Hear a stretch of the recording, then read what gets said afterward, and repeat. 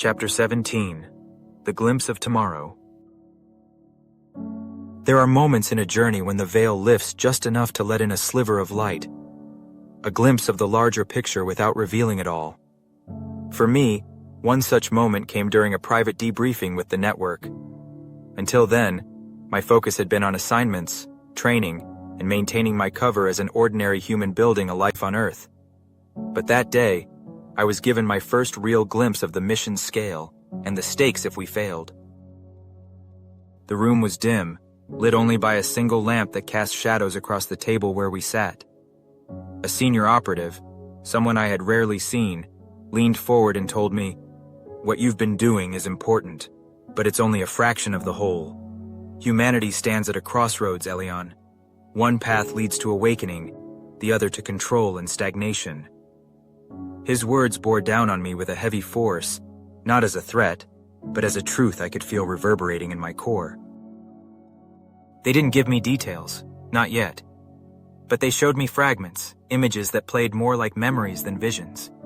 Cities of light where humans lived in harmony with higher frequencies, balanced and connected to the cosmos. Then, in sharp contrast, scenes of gray conformity, a world of control, where individuality and spirit were crushed under the weight of manipulation. I was told these weren't prophecies, but possibilities. Humanity's future was still undecided. The opponent, as they called it, wasn't a singular being but a force, a collective intelligence that thrived on fear, distraction, and disconnection. It worked invisibly, through systems that people trusted, through the constant noise of information and entertainment. The tragedy was that most never even realized they were participants in a game designed to keep them from ever waking up. In that moment, the full reality of it stood starkly before me. It wasn't just about my assignments anymore. It wasn't just about keeping my identity hidden. My life, my cover, my choices. All of it was leading into something far larger than I could yet comprehend. And though they wouldn't reveal the full mission, they gave me one critical reminder. If humanity forgets who they are, they will never remember what they can become. That line has stayed with me ever since. It was both a warning and a promise. I realized my role wasn't only about what I did in secrecy, it was about embodying remembrance in a world built on forgetting.